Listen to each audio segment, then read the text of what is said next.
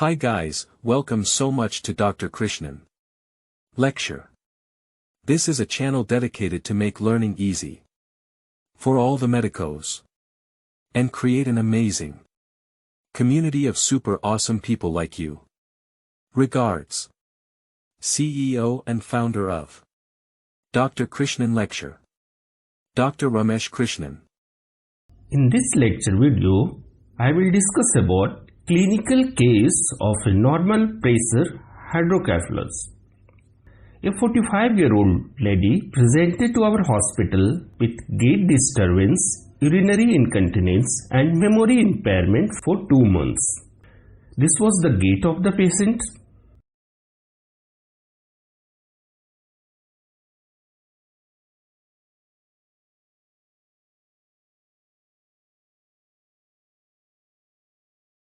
This was the MRI of the patient which was done in our hospital. So, what is your finding with these clinical presentations, the gaits and MRI of the patient?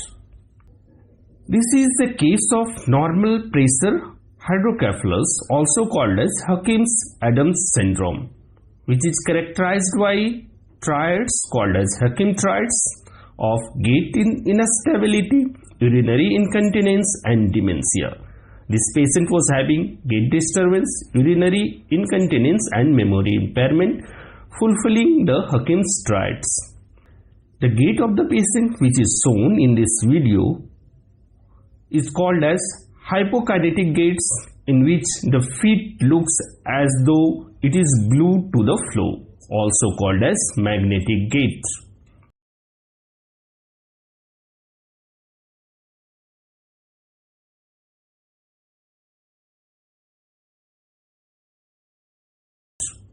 MRI of the patient, as shown in this figure, revealed the ventricle systems are enlarged with lateral and third ventricles, showing transepidermal edema.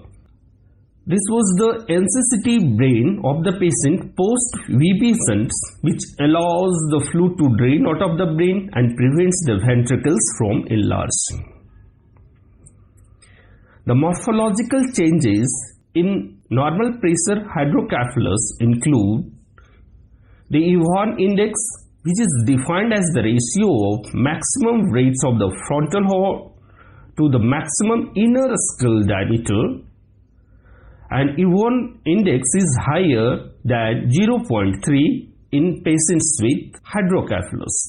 That is A, which is the maximum rate of the frontal horn, and B is the maximum inner skull diameter, and Evon ratio or Evon index is A divided by V.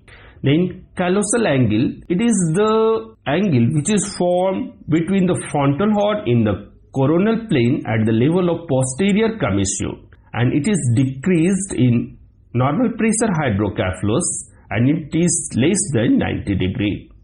Then dash, which is disproportionately enlarged subarachnoid space hydrocephalus. It is the narrowing of the frontoparietal sulci near the superior sagittal sinus, as shown in this figure, with widening and superior displacement of the salivary fissures and disproportionate distribution of CSF between superior and inferior subarachnoid space. Thank you.